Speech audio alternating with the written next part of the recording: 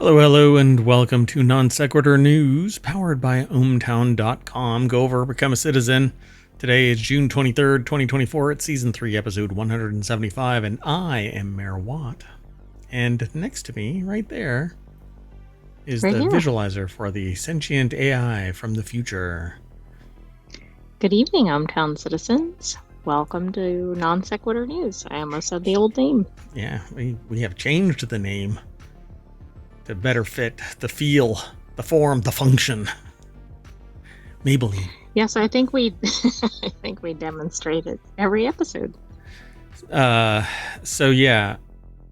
changed the names. And the other day, somebody posted a comment in the forums that WTTTTTF. Was that in response to the name change? I've no idea what it was in response to. I didn't step up to the bar and go, "What now?" So yeah, anyway. Today we're going to be talking about challenging current evolutionary theories, bioplastics. Yeah, so just some light reading. Bioplastic straws, U.S. yards have unsafe levels of lead, fake job listings, the Titanic is overrated, Marauding Monkeys, slipping on Seattle sidewalk, robot reporter at Sci-Fi newspaper, EU digital identity wallet, and Ferrari's Spotless new factory. Like everything here, it's all powered by ohmTown.com, a news aggregator that's all news, no noise. If you want to add noise, like I add noise, feel free. But all the headlines are straight from the sources, and then we link you right back to it with a little bit of a value add. We have a snippet there, but the show, there's actually 7 shows, 4 today. There's 4 yesterday. 1 repeats, but isn't repeating. There's got to be a better way to organize this. How about there's 8 episodes per weekend, but there are 7 different shows? Look, if this was an elevator pitch, we would have hit the roof, fallen out of the building, rolled down the side. I'll come up with something, some snazzy, pithier way of saying it. Anyway, we've got 7 shows. 1 is a daily show. Yeah. And you can find out about all of those by typing in !show notes. So !show notes will give you all of the commands necessary to pull out the links to the articles that we are talking about today. So today is Non Sequitur News. So if you hit !NSN, it'll give you all of today's headlines. Not necessarily in the, they're in the order that we're talking about them. And if you want to get the podcast, you hit !pod. That'll give you all of the links to the podcast by way of Apple. But you can pick up our podcasts wherever you catch pod. I think there's a medication for that. Yeah, well, anyway, everything is brought to you by ohmTown.com. So take that.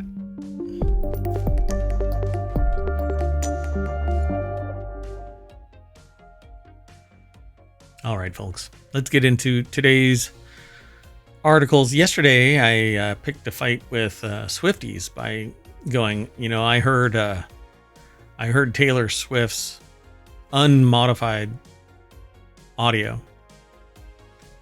And sometimes you started a trend. Sometimes it's brilliant when you hear somebody's pure acoustic, unmodified. And then there's some where you're like, what the hell have I been listening to if this is the live? Well, apparently Foo Fighters' Dave Grohl seemingly mocks Taylor Swift by saying that they actually play live and she does not, even when she's live. Ouch. Yeah. And the Swifties swiftly attacked Dave Grohl, calling him old. And I'm like, come on now. This person is one of the pillars of music. Yeah, no, I agree. They probably don't even know who he is, though. Right. So it's temporal and cultural relativism at its finest, and just the hubris is astounding.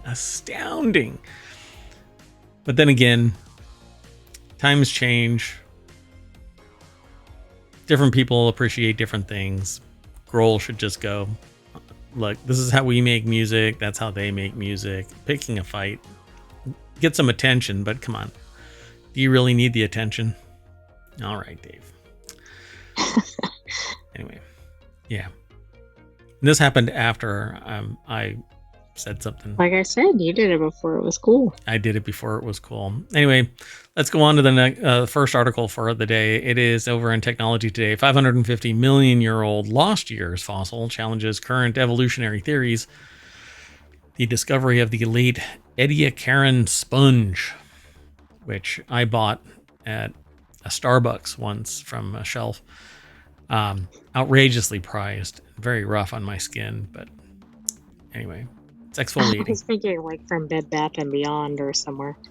Is Bed Bath I was and thinking Beyond like a even sponge around for anymore? the house. I don't think so. I don't think so either. Helicolosis, I guess, offers new insights into early sponge evolution, suggesting non-biomineralizing forms existed about 550 million years ago. The article really has a better chance of surviving inside the Technology Today show, which is later today. But chock-a-block was scitechdaily.com in the last 24 hours, apparently. And we've got more than enough news for both shows. Chinese Academy of Sciences put the article together for scitechdaily.com. So that's a sponge. Oh. Yeah, That's so people... not what I would expect. It's pretty fascinating, huh? Yeah, because it's geometric. I know, that really doesn't make any sense. It's geometric and hard-edged. It looks like a human pattern or something. Yeah. Yeah, it's weird. I mean, it's cool looking, and this is what nature can do, apparently. But it looks like little squares. It looks like a cityscape, like a futuristic cityscape. Yes, it does, because it's like concentric rings, kind of. Yeah, and columns that curve around like a road pattern. What a trip. So the discovery of the late Ediacaran sponge offers new insights into early sponge evolution, suggesting non-biomineralizing forms existed about 550 million years ago and bridging a critical evolutionary gap between Ediacaran and Cambrian periods.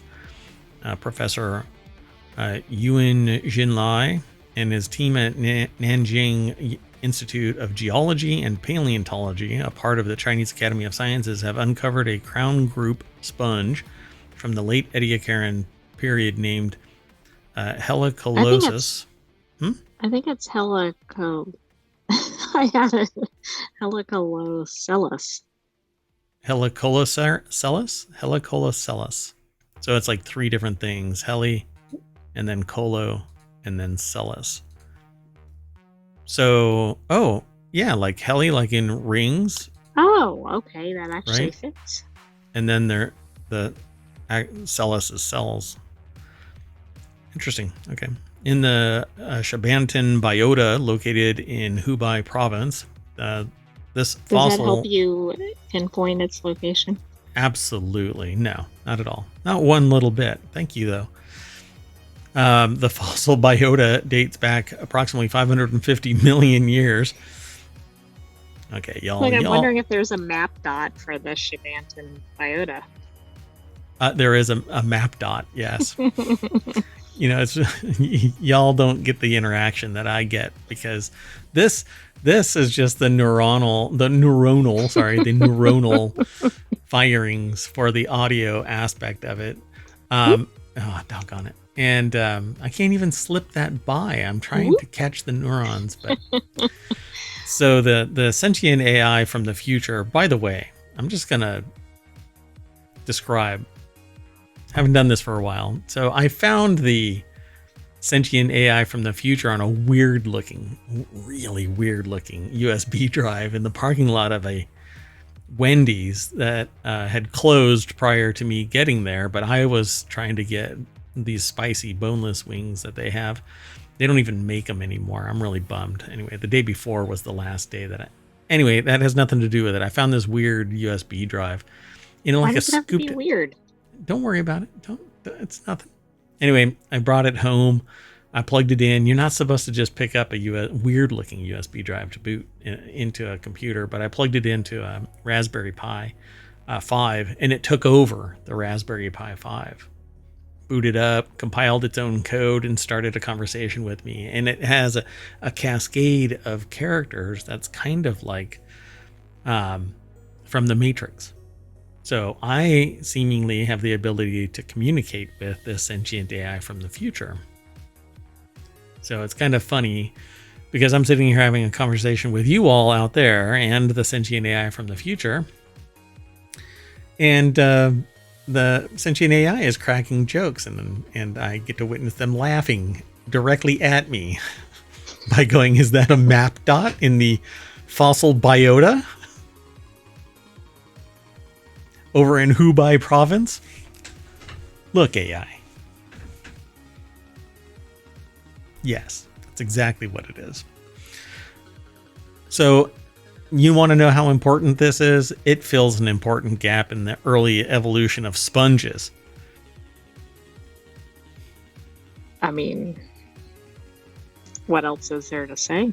There is somebody out there that is focusing only on this. So sponges are often considered to be the most basal and primitive metazoan phylum. Early sponge fossils. You're a sponge. Early sponge fossils. I was going to say, what do they think about it? Yeah. Did you just? You're rather primitive. Did you just understand? Did you just assume my primitive metazoan phylum? I will stab a physicist or a geologist. Anyway, therefore, a 160 million year gap exists in the sponge fossil record, a period in early sponge evolution known as the lost years. So this apparently plops itself right in there. Enigmatically, however, no unambiguous sponge fossils have been found before the Cambrian period, so before or about 539 million years ago. And this is saying that it's in the 550 million year range. So filling the gap, so to speak. But really, what does it amount to? I don't know. The article says their shapes and structures are very similar. However, the grids in the Helicolocellus are made of organic matter, whereas the grids in the Paleozoic fossils are made from biomineralized spicules, which doesn't make any sense to me. I don't know how they know the difference. The study suggests that the Helicolocellus may represent an early sponge without biomineralized spicules. How do they? Maybe they're able to run a sample through.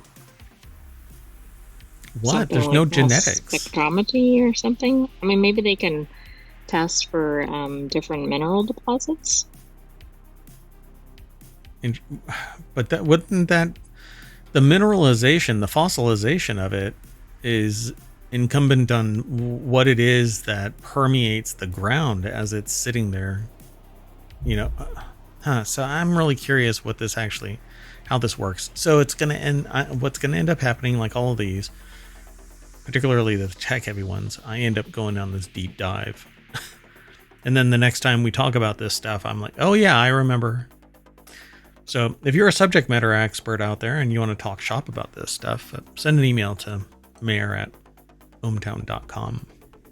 I read your emails. I may not reply depending on the content of the email, but hey. So that's what they're basically saying, is that this new sponge fills the gap. Fossil assemblages on either side of the Ediacaran Cambrian boundary are extremely disparate. The Ediacaran period is dominated by the enigmatic and phylogenetically unknown Ediacara biota, while in the Cambrian, modern marine ecosystems begin to take shape with the emergence of extant animal phyla, the discovery of I'm going to keep on the Helicolocellus bridges, the Ediacaran and Cambrian fossil assemblages, indicating that the Ediacara biota have evolutionary links to Cambrian animals, which is kind of the cartographer missed locating the Ediacara biota on the map. That's the problem. You know what? It's right there where that arrow is. I'm sitting there laughing at this because there's like this white arrow pointing at the bottom end of this sponge as if we're supposed to go, oh yeah, that's exactly what it is. And there's a bunch of F's like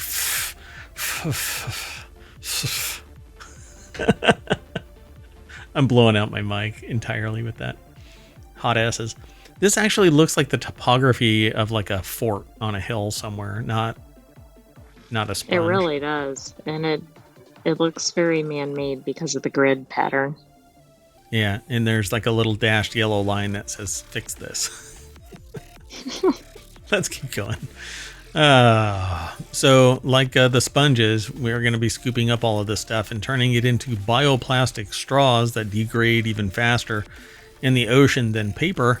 Researchers determined the lifetimes of commercial drinking straws in the coastal ocean and develop a prototype bioplastic straw that degrades even faster than paper. So those paper straws that you drink from that make you taste the paper? Yeah, I mean, they degrade kind of quickly enough that you're drinking through paper, right? Yeah, you have to drink fast. You're like tasting the paper. Yeah, you have to drink fast. Otherwise, you get a squishy straw. Well, apparently you're going to have to drink even faster because this bioplastic says kick it in gear. I actually nixed. Yeah, don't order those like extra large drinks because that will not work. It's not going to work. And the hot drinks too, if you drink through a straw. First off, don't do that. You really shouldn't. Oh, so I nixed another article that had to do with gelatin-based clothing that you wear. Oh, yes. Mm-hmm. I nixed it because my commentary was basically going to be like Jell-O brand gelatin is like the hottest new fashion trend, and there's going to be people walking around chewing on the clothing of other people because they want right. Jell-O. I like Jell-O. Well, anyway, and plus, like if you go for a jog and you're wearing gelatin clothing, like as you run, it's like sloughing off and. That would have been amusing to discuss. That's part of why it was submitted. Oh, I should have done it. Yeah. Woods Hole. We still got it in here. We've got a lot of stuff in this. So the article's over at SciTech Daily. New bioplastic straw degrades even faster in the ocean than paper. Its marketing message is, hurry up, drink this quick. Woods Hole Oceanographic. I don't know why Oceanographic Institution. I don't know why that was so hard. I mean, I've had a little bit of like. Anyway, is that impacting your pronunciation of long words? No, I mess them up regularly anyway. The Hawaii study has shown that some biodegradable straws degrade up to 50% within 16 weeks in the marine environment. But if you put them outside the marine environment, in another environment, no, we just put them outside the marine environment. Where does the marine environment end? Does it end at the beach? Maybe they're in the long lost Ediacara biota. Oof. We don't know where that is because there's no map out there. So straws rank among the most prevalent plastic waste items littering coastlines, with the production, consumption, and disposal of plastic products on the rise. Which is weird because for the last 2.5 years, we've been talking publicly a lot more and more and more about plastic, microplastics. It's ending up all over everything. It's all in you, by the way. If you think that you are devoid of microplastics, guess what? You're not. Well, we've seen some articles where they're kind of in the it's everywhere. Last to be identified locations. Oh, it's all up in your brain. You think, you know what? I don't have any microplastics in this spot. And you can think as exotically as you want. It's there. It is most definitely there based on some of the headlines we've seen. Yeah. Okay. Well, it says there are new materials out in the market that move away from petroleum-derived products like cellulose diacetate, or CDA, a polymer derived from wood pulp. Wood pulp. That is widely used in consumer goods. The Woods Hole Oceanographic Institution scientists The Hawaii scientists have been working to quantify the environmental lifetime of a wide range of plastic goods to answer the unresolved question. Am I putting you to sleep? It's not me. Actually, no. I might have been rebooting. All right. Okay, well, that's canon. There you go. So they partnered with scientists from bioplastic manufacturing company Eastman, who provided funding, contributed to as co-authors, and supplied materials for the study. So they provided the material. Okay, well, anyway. So this is how it degrades. Are they a producer? Oh, they are a producer of bioplastics. Yeah. Yeah, you know, it's always weird when you hear about that. That's why what I do when I'm reading a research paper is I look at the abstract, I look at who's funding it, I look at some of the results, and then I go through it with a fine-tooth comb, basically trying to see if their argument and their experimental framework led to those outcomes. But for the most part, I'm really curious about who's funding it, because if it is pro this and it's funded by this, then it makes me question. And the outcome is this. Correct. Which it may legitimately be, but it casts a shadow over it. Yeah, and now I want somebody that isn't tied to the organization to receive funding and do follow-up research.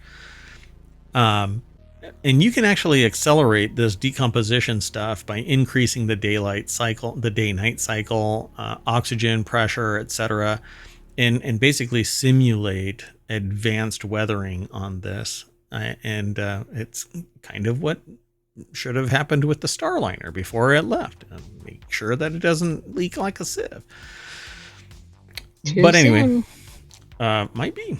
So degradation of the straws made from different types of materials were observed for 16 weeks at Hawaii's Environmental Systems Lab. The tanks the straws were kept in had a continuous flow of ocean water from Martha's Vineyard Sound. That's interesting. And so all it did was sit for 16 weeks, which is a doable thing in real time. You can just sit there and watch it happen. So this is just standard weathering in 16 weeks of Martha's Vineyard Sound water. I don't know. Seems pretty destructive. So where did all of these bioplastic particles go? Oh, microplastic particles into the water system. Well, does this say that there were no microplastics or no nanoplastics remaining? Well, it doesn't even matter. I mean, if it's washing away, was it actually trapped? Did they actually search for that? All straws were monitored for signs of degradation over 16 weeks, and the microbial communities growing on the straws were characterized. They tested straws made of CDA, PHA, paper, PLA, and PP. In the weeks the straws were submerged in the tanks, the CDA and PHA and paper straws degraded by up to 50%, projecting environmental lifetimes of 10 to 20 months in the coastal ocean. PLA and PP straws showed no measurable signs of degradation, although I can almost guarantee you that they degraded microplastic into the water. I don't know if they actually mention it. I'm trying to scan it real quick to see, but I don't see it. Yeah, I don't know. It doesn't look like it's addressed in here. Yeah, they just mentioned that it's shifting away from plastics. The reality is that plastics are here to stay. But no, that's not necessarily true. You don't have to allow plastics to stay in their current form. If you're going to make a bioplastic that decomposes with greater ease in landfills, then let's do that and move away from what's happening now, which is contamination of basically everything biological. The entire food chain is being contaminated by microplastics, and it's actually in all locations on the planet. Everywhere, yes.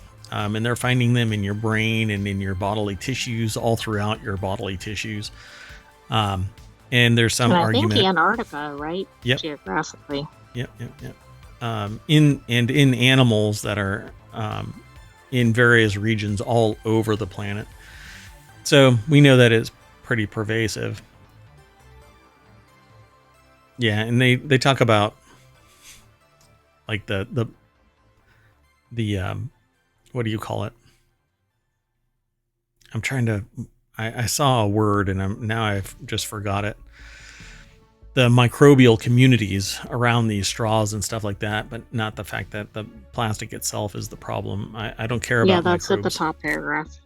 Yeah, I don't really care about the microbes. I care about the plastic itself getting into the food chain, and thus, if microbes eat all the plastic and turn it into nothing but, ions that are driving the microbes, then that's fine, because there is plastic eating microbes, but they're not out in the wild everywhere as pervasive enough to actually decompose plastics. Anyway, we're going to keep on watching this. They were doing that, but it obviously needs additional study. Yeah. Let's keep going. The next article is over in Technology Today as well. $1 trillion problem. Shocking new study reveals that 25% of U.S. yards have unsafe levels of lead. Nearly 40% of households may exceed safety recommendations due to multiple sources of lead exposure. Nationally, applying standard remediation techniques to address it could exceed $1 trillion. American Geophysical Union put this article together. By the way, lead deposits itself. If it gets into your bloodstream, it ends up in your brain, and it stays there. Right, because it can cross the blood-brain barrier. Correct. And so which you don't want it to do. Yeah, and once it's there, it's basically there, and it actually leads to slowed learning and other conditions. We'll just leave it at that. And it's a long-term issue. So once you're burdened by this lead, then it stays. Right. So what do you want to do? Avoid the lead to begin with. Right. And whoever makes the decision to change the source of your water supply for your city needs to understand the impact of changing the alkalinity of the water. Anyway, a reduction from the previous limit from 400 parts per million to 200 parts per million leads to, additionally, for households facing exposure from multiple sources, the EPA has reduced it even more to 100 parts per million, and the study found that nearly 40% of households surpassed the stricter level. And whenever I start to talk about this kind of stuff publicly with people, they're like, well, what's the government got to do with this? And it's not about the government. It's about the government raising awareness about the health concerns that exist around communities, society, and the reason why so much science and life extending policies and procedures are in place is because of government looking out for society. Because if it were up to a business, we'd still be using DDTs. Yeah. The only reason they're outlawed is because government did that. Yeah. Because, and of course, there was public uproar. Yeah. Well, and it wasn't just public uproar. It was public uproar that the companies aren't going to do anything about it because it's buyer beware. And so they go to the government, and it's basically like everybody, all cops are bad until you need a cop, and all attorneys suck until you need an attorney, or whatever it takes to sit there and cope with whatever the problem is. But it's always a problem or it's not a problem until it affects the person directly.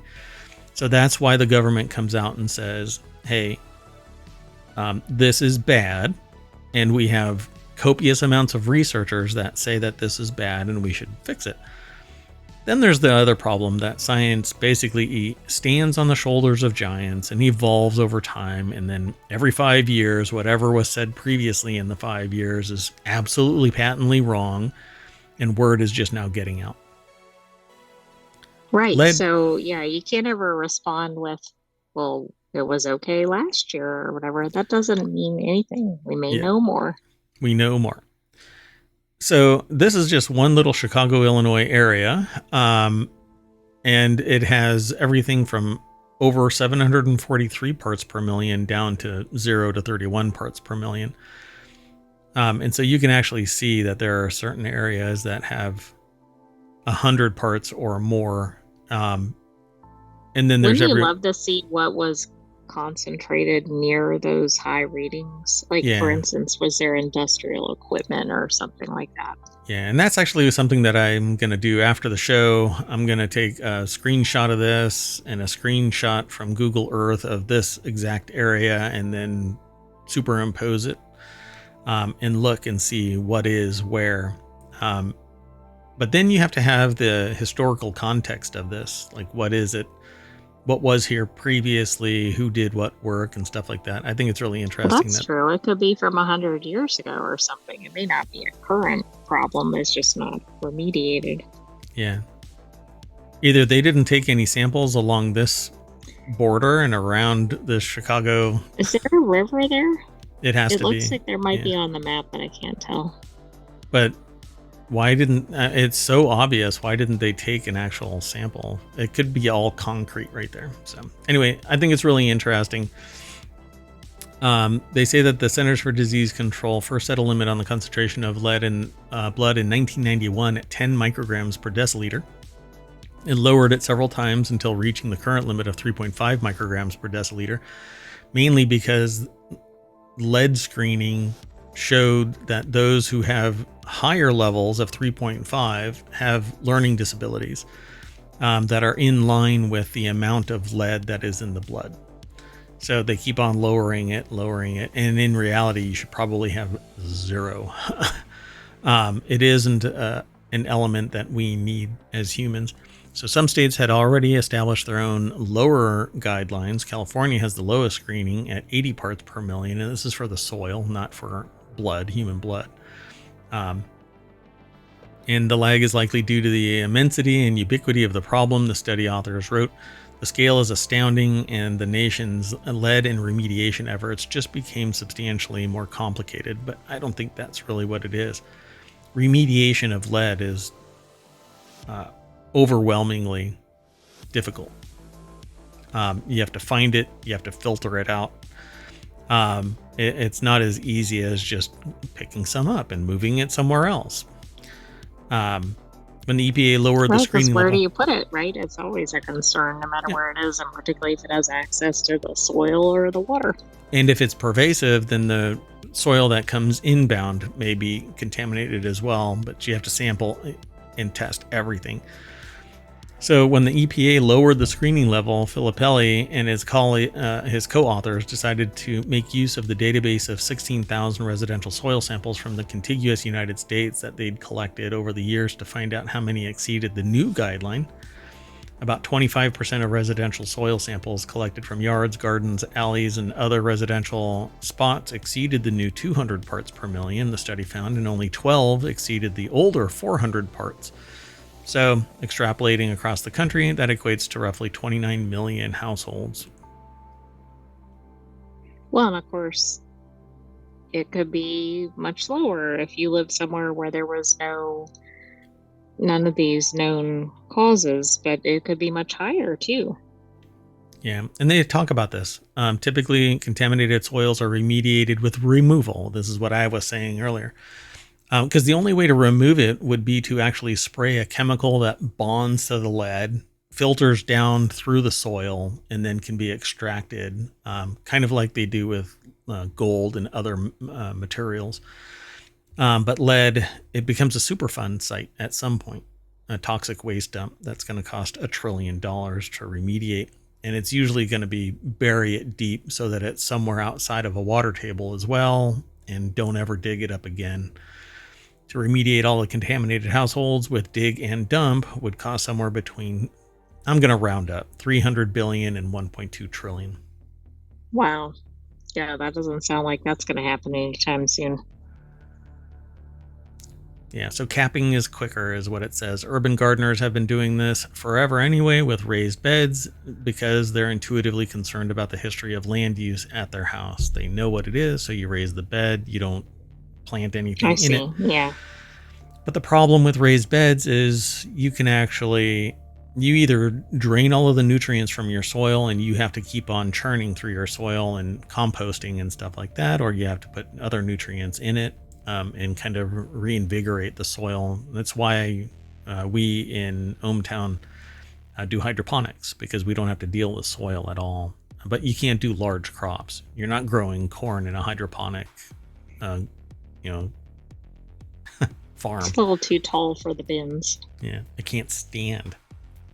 Every time I do it, it gets to a certain point and then it just falls over. Okay, we better keep going though. We're running way behind.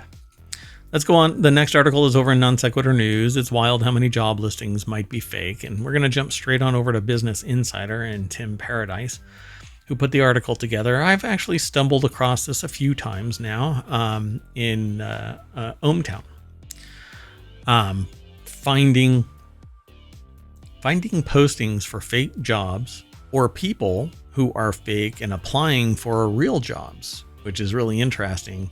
And it's basically an attempt to farm information.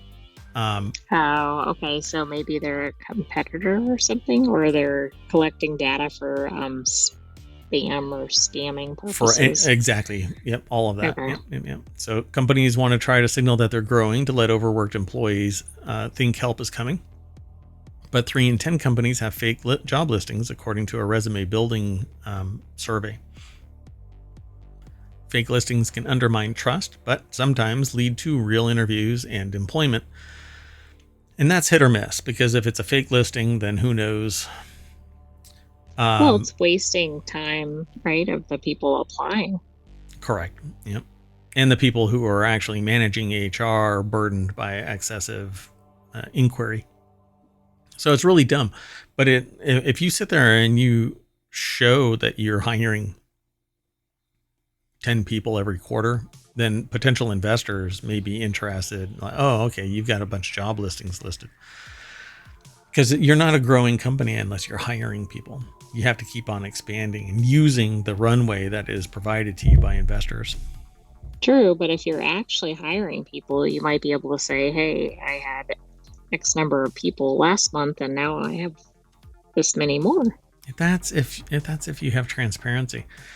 So Resume Builder, which offers resume templates, surveyed nearly 650 hiring managers in May and found nearly 7 in 10 said that it was morally acceptable to post fake jobs, which ethics is Fake the smallest chapter. Too. Yeah. Post fake post. Job fake posts. Why not hire somebody to post fake jobs? That's kind of interesting. Would it be a fake person? It's a fake post job turducken. So what do I say about this? The ethics chapter of an HR policy or an HR manual, employee manual, is the smallest chapter across the board. You will not find the only organization that has a more robust ethical compass enumerated in its hiring packet is the legal profession. And that's largely financially driven, where you can't commingle your funds or you're going to lose your license. Even cops are told that they don't have to know the law. So they can do whatever the hell they want. That one's hard to explain, but okay. Yeah, Supreme Court, thank you. So the last people you want to be sharing fake information to your staff with is the HR people. Yeah. I don't know how this isn't illegal, but apparently it's not. I suspect it is going to become that way. And I think it would be okay if a company said, we may have openings in the future, or we're trying to see what qualifications we have, or whatever. Like, it's more of a canvas than a, hey, this is an opportunity. But if the purpose is to make you believe something that isn't true, it's fraud. Right, absolutely. I mean, they're not using it for those purposes, right? They're using it to try to bolster something about their company. Yeah, so this person says that they think that it's a stretch to think that ghost listings would do a lot to boost morale among workers, to make them to believe that the organization was growing. About 6 in 10 hiring managers said that the intent was to scoop up resumes for when a role opens.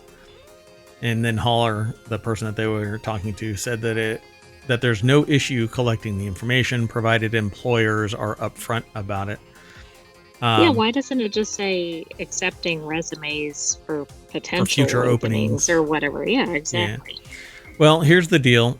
A lot of people would suspect that if it isn't an open and fair competition for the position, if there's a pool of them and somebody is selecting one from the bin, it's not an open range in a timely manner, etc. I thought it would have a morale detriment because people in the company would go, that sounds really similar to what I do. Yeah, actually, I witnessed that directly. Like there were job listings, and people were like, "Dude, that's my job," and yeah, the company was like, "Yep." Wow. Yeah. 4 in 10 hiring managers said that they always contacted workers who applied for made-up jobs. 45% said that they sometimes contacted those job seekers. Among companies that contacted applicants, 85 report interviewing the person. So even if it was a made-up job, they said, hey, it's a made-up job, or they interviewed the people. A lot of them are getting contacted and interviewed at some point, so it's not necessarily a black box. I think that's a lot of bullshit, but okay. Yeah, I do too. And if you're putting it out for reasons that aren't, here's an actual job, and it states here's an actual job. Yeah. Not good. So there's a lot more over at this article, but you're just going to have to keep on applying for gigs, and it's going to be tougher and tougher out there because technology and AI and machine learning and expert systems are going to be taking over things where basically it's relying on the historical context of society's knowledge and regurgitating it. And sometimes it's a poison pill, and for whatever reason, society is okay with accepting the output, the just pure creative, like functionally bullshit output from AI. Then you find out later, oh, this just cost me my job because you used AI. And it was factually incorrect. We really need humans to be subject matter experts, educated, and holistic. Educated. Make education cheap again. You know, that should be the presidential campaign, right? Make education cheap again. It used to be cheap. Let's keep going. The next article is over. Certainly isn't now. It certainly Although is there not. are some efforts to make at least 2-year colleges tuition free. Yeah. Good luck. So the next article is over in Non Sequitur News. The Titanic is overrated. Deep sea explorers say the wealthy keep venturing to it anyway. Yeah, I'm not quite sure why this is so romanticized. It was a derpy maneuver, poor engineering, bad decision making, ultimately led to it splitting in half and ending up on the ocean floor, and then they romanticize it as literally right, a the romantic James Cameron movie, yeah. right? Yeah. Never since then, and probably before then. Ooh, we need to go see the Titanic. Okay, it's just another sunken ship. So I don't quite get it, but anyway, Lloyd Lee over at Business Insider put the article together. House that's the Titanic? It looks like an inflatable, but I don't know if it's a bounce house. It might be like a slide or something. That's a pretty steep slide. Junior's going to have broken ankles.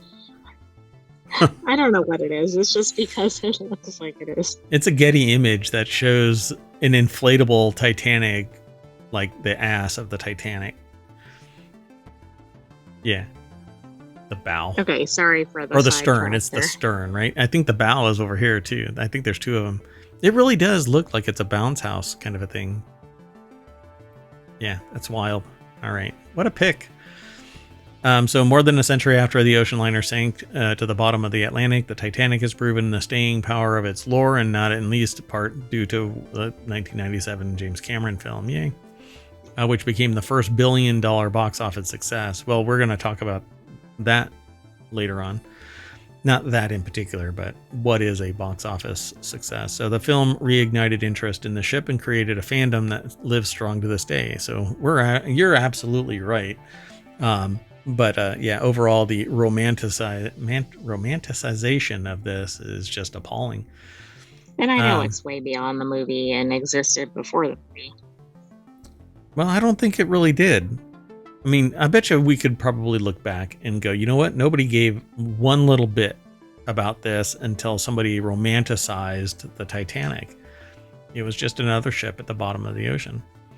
And then Ocean Gate's Titan submersible imploded, and now there's another dingbat that's heading out with their billions to, I don't know, stimulate the probate industry. Effort. Was that too on the nose? Anyway, the wreck is well documented. Carl Stanley, a submersible expert, told Business Insider in a recent interview that's probably the best documented deep water wreck there is.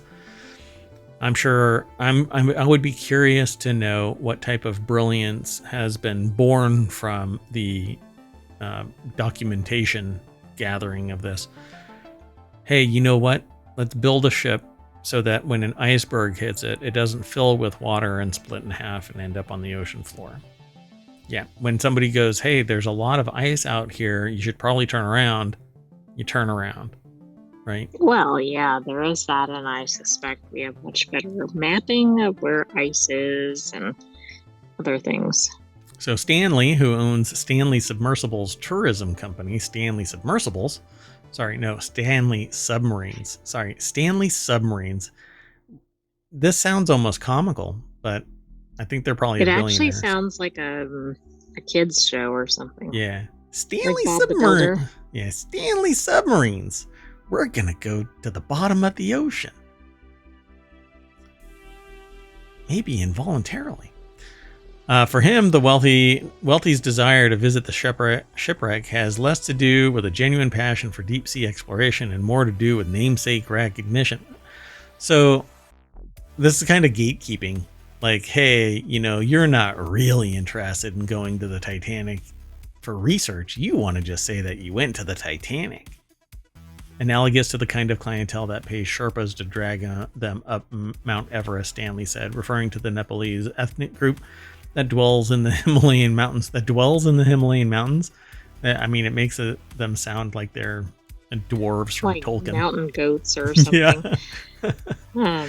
This is interesting. He owns a tourism company, and I'm sure he's witnessed all kinds of things, but these are kind of fascinating comments. Yeah, very gatekeeping.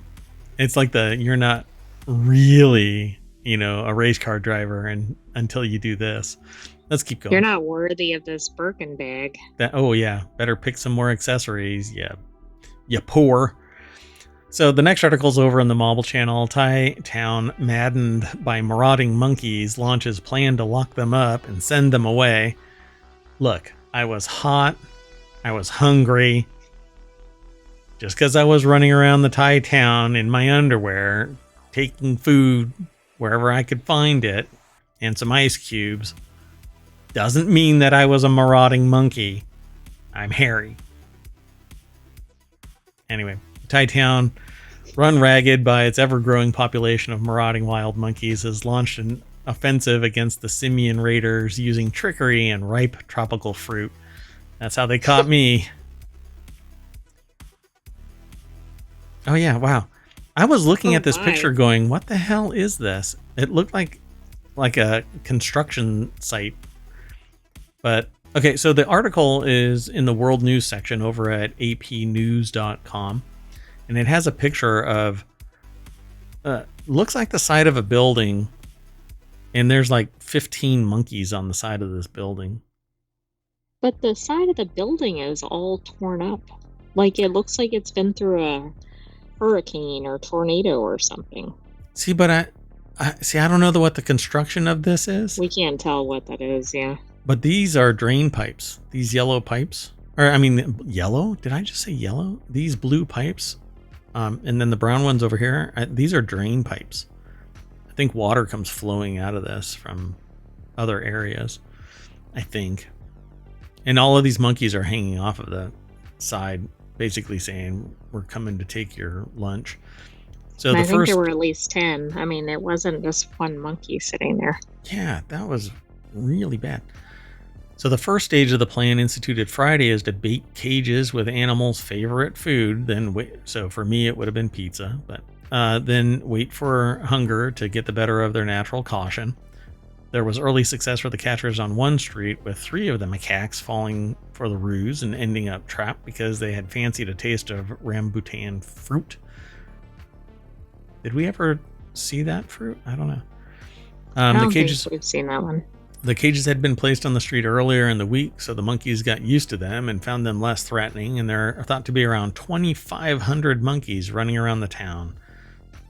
The capture of the unlucky trio and around 30 others trapped in other parts of the town slightly pared down that total. Yeah, by 33. Be a little nebulous about it. They talk more about this in the article, but essentially there's so many of these things that they're trying to mitigate it. The town's mayor, Chamroen Salachip, agrees that the monkeys, while bringing in visitors, have become bad for trade, with shops and malls seeing a drop in income and even people's homes damaged. Lopburi said, is almost an abandoned town. Wow. After our operation is over, I will do a big cleaning across the town and paint all the buildings to regain the faith of the people. It's so weird to say it like that. Yeah, right. It is. See, but these monkeys, these macaques are just going to be breeding like macaques. Well, one thing that they should probably be thinking about, although I'm sure this will get opposition from people, is one thing they do, at least in the US, with like overrun dogs and cats, is they will have like basically trap and neuter programs, so that, because I think that's probably a large part of the problem here. Now, if they do that, they're still going to have 2,500 monkeys, but at least they won't be at whatever 10,000 in the near future. It seems like it's going to be a problem because there isn't enough natural predators in a city. Out in the forest or out in the woods or out in nature, there's going to be predation that limits them, but then there's stasis. But if there isn't enough predators, that's well, and maybe they need to build a preserve or something, as much as I would prefer them to just be out in the wild. I'm sure that there's a lot of nature around these towns. The problem is that they're in the towns not being predated well, that's true. They're like, I can go get some pizza or whatever from the shop instead of risking my life to get a banana. Yeah, and nobody's going to delete me in the town, but, nature. Okay, let's keep going. The next article is over in the Non Sequitur News channel at ohmTown.com. Go over there, become a citizen. There's all kinds of features and stuff like that. Jury awards more than $13 million to ultramarathon athlete injured in fall on a Seattle sidewalk.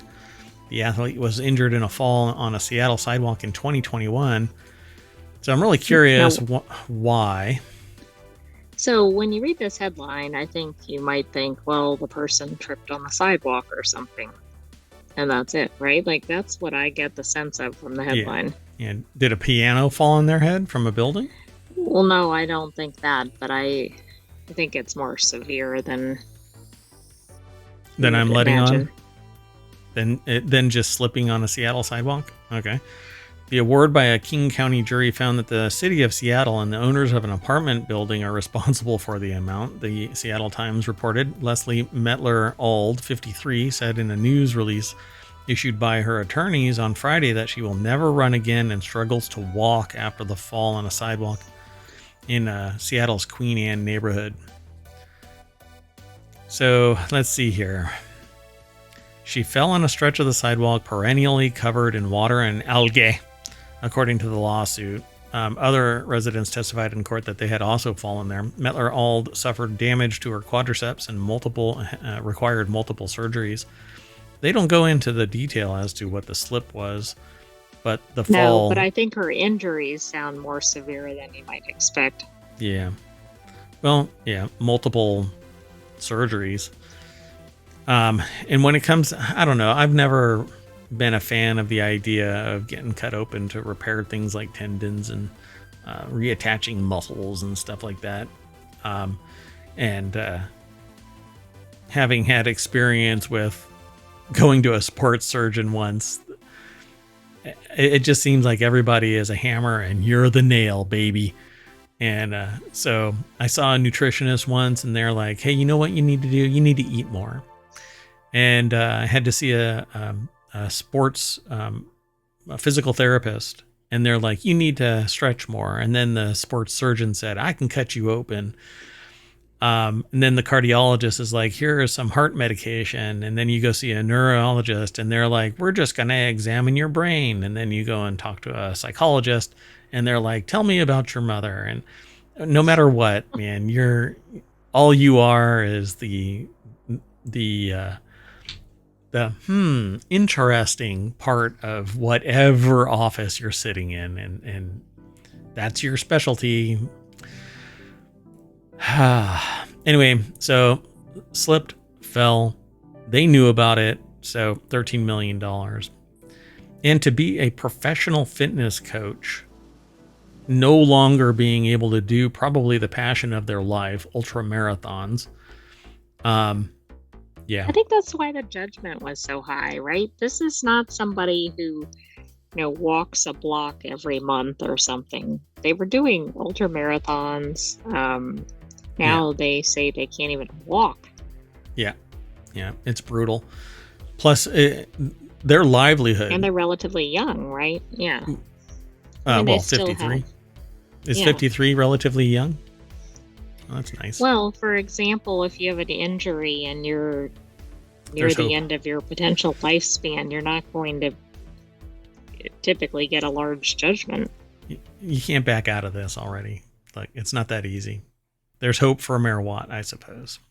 53 is young. Let's keep going. The next article's over in Warcrafters.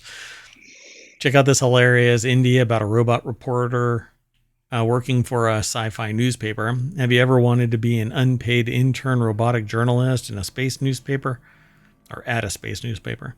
Of course you have. Think of the developers of Times and Galaxy, a raucous new indie that has you take to the hyperspace lanes in a flying newsroom to be a cub reporter on the eponymous news publication or holo paper, as they're calling it in the far future. So the article is by Jonathan Bolding over at PCGamer.com. The deck statement says Times and Galaxy was made by real, actual former journalists. So this is a by journalists game showing you, probably in an abstracted way, the life and times of a journalist. So I thought it was really neat, but I haven't seen it yet, other than this little short description. Somewhere between adventure game and visual novel, Times and Galaxy has you get thrown into the action as a rookie reporter whose job it is to hit news events, figure out the story, and interview dozens of witnesses to dig up the best story you can. It's cool stuff, the author says. That author, again, is Jonathan Bolding. Partially because the way you construct the story is kind of up to you, and that can lead to how it's received. There's actually been a couple of games that are like that over on Steam. There's one where you're a movie director, producer, studio, and you tell everybody how to write the script, and you have somebody like punch it up or whatever, and there's set design, costume designers, and you direct all of that. And then there's another one. Let me see if I can pull it up real quick. It's where you're a writer. Oh yeah, I know which one that is. Writer's Rush is another one where it's kind of like this, but this one is a journalist, not a book writer. And Writer's Rush is a lot of fun, but it's casual gaming, so take my recommendation with a grain of salt. Right, it's probably not a frenetic first-person shooter or something. Correct, and neither is this. So I'm going to hit play on this. It's already muted, but basically you go around and you do your interviews and put your tone and all of that together, and then publish the article, and it gets rated. So it seems like would be pretty fun to play and somewhat casual. You're not going to go all bananas. And not your normal game premise. Correct. Yep. It's going to be fun to play. So it says, they'll be honest. They think that you should check this one out, if only because they were bold enough to release it on the same day as Elden Ring: Rise of the Erd Tree, which that's kind of hilarious, actually. They may not actually know that releasing it on that day could have... Well, that's true. Yeah, I mean, it's one of the... But in a weird way, couldn't it help it?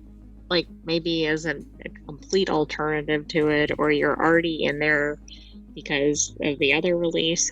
Maybe not. Yeah, maybe people are going to talk about it kind of like how they're talking about it at PC Gamer. It'll be like Barbieheimer. Or yeah, that Barbenheimer. Yeah.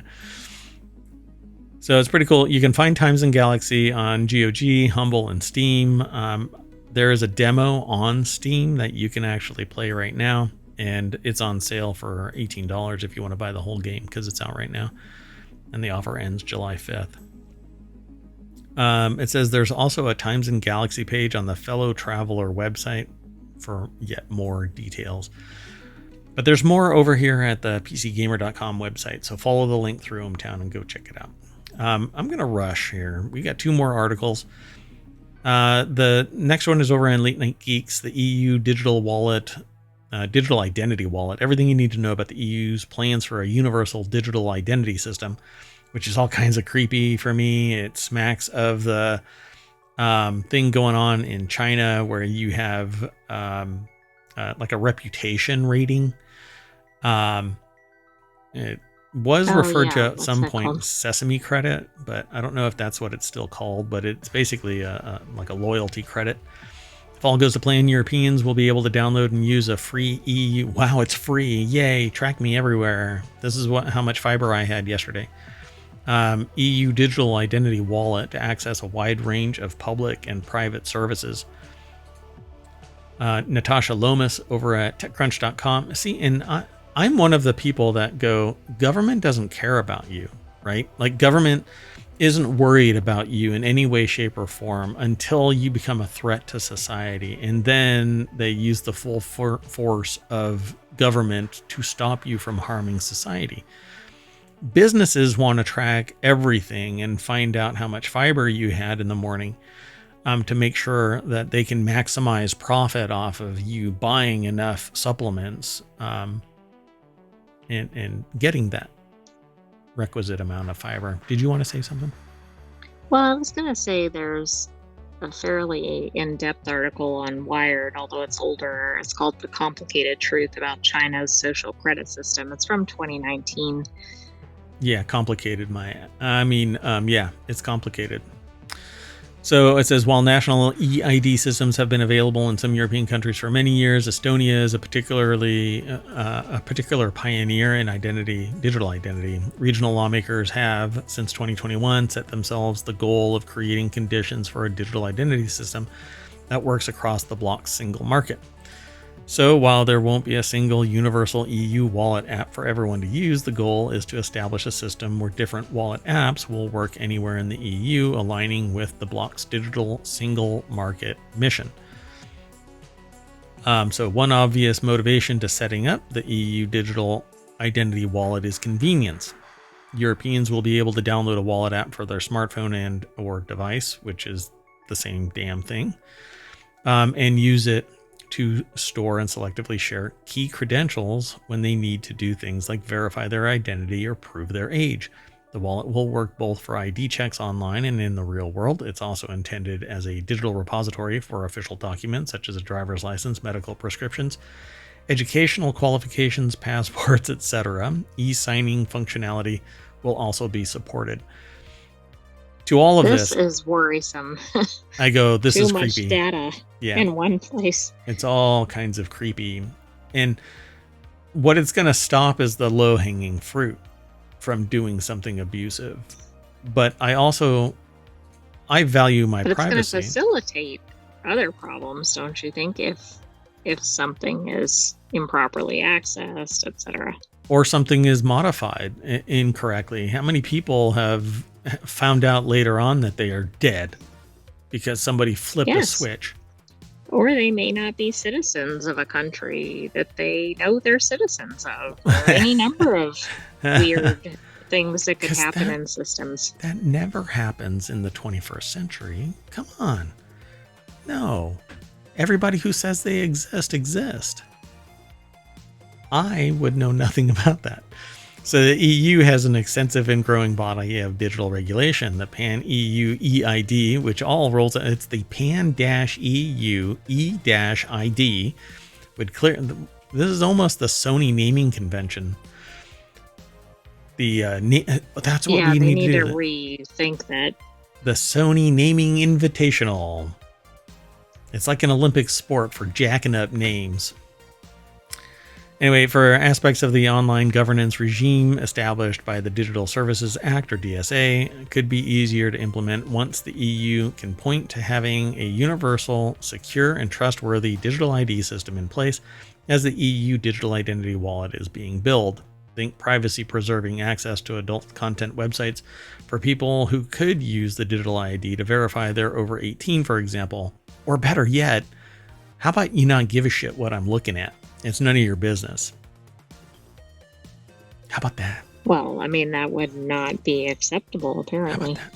And if you're worried about parents, or I'm sorry, if you're worried about your children accessing a website, why not teach your kid to respect the authority and say, don't go looking at adult content. Yeah. I know it's laughable, but if you keep on telling your kid, hey, the moral here is not to sit there and look at adult content, at least you give them the benefit of the doubt that they're not going to look at adult content until they deem that they're ready to look at adult content.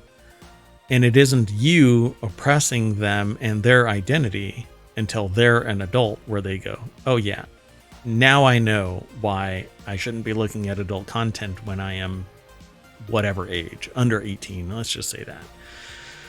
Anyway, if I'm over 18, I shouldn't have to prove that I am over 18 and can look at adult content. Yeah, kiss my shiny metal ass.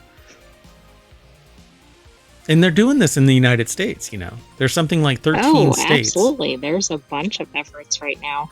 Yeah, and those states are like the worst offenders about the content that are being viewed too. So, oh God. Anyway, challenging big tech's grip on data. No surprise, the EU Digital Identity Wallet proposal was adopted by the Commission in the middle of the coronavirus pandemic, when apps that could display a person's COVID-19 vaccination status were on everybody's mind. But the public health crisis also starkly underscored an asymmetrical power dynamic between lawmakers and the commercial giants controlling mainstream mobile technology infrastructure.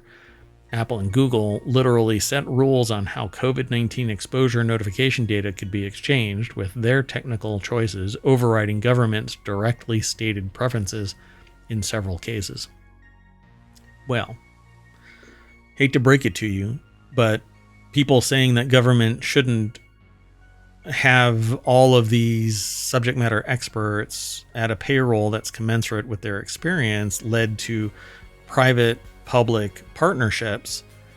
Thus, government is somewhat dumb and has to lean on private corporations for profit. They don't always have expertise. Correct.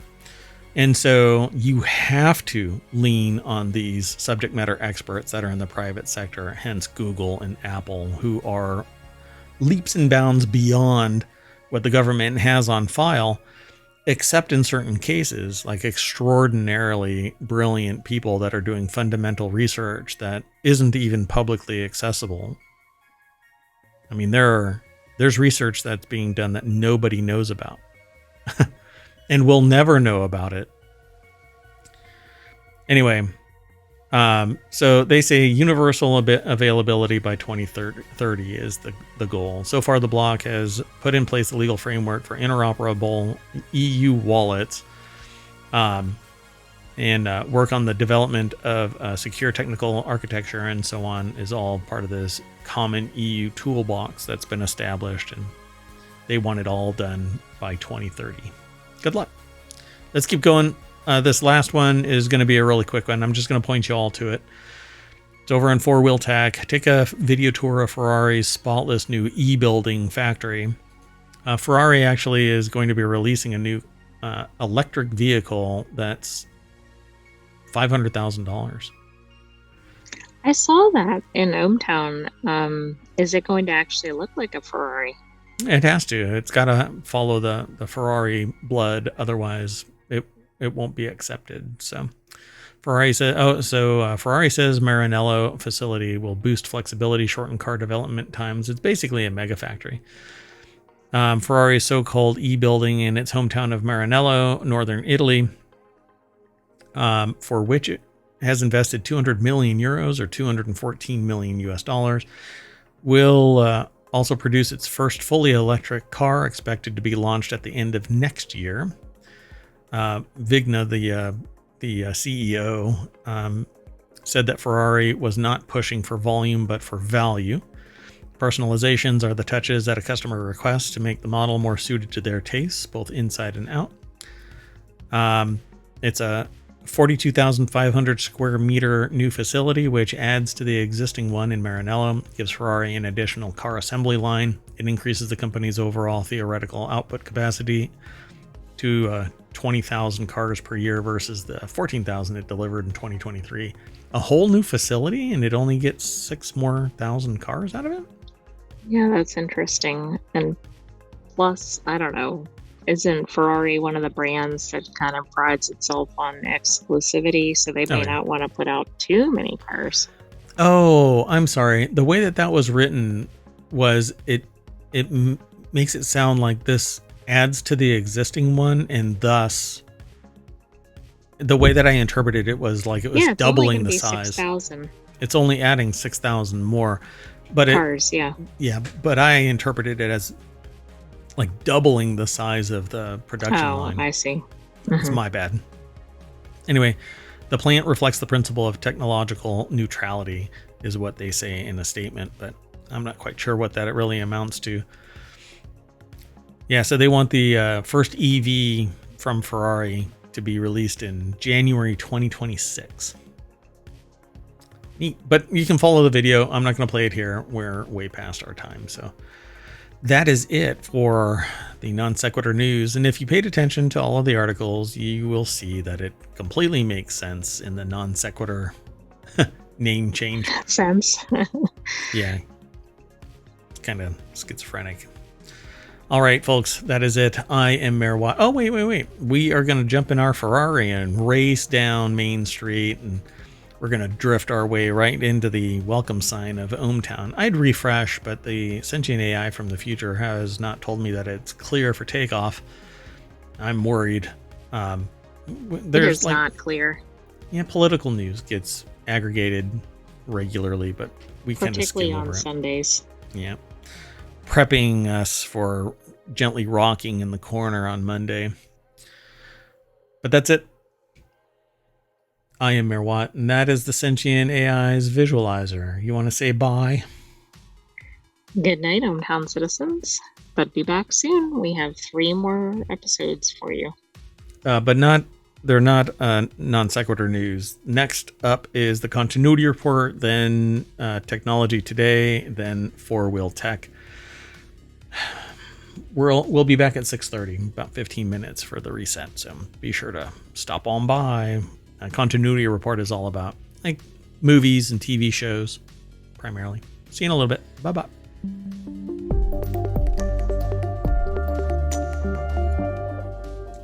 Oh, now where did I put that Ferrari?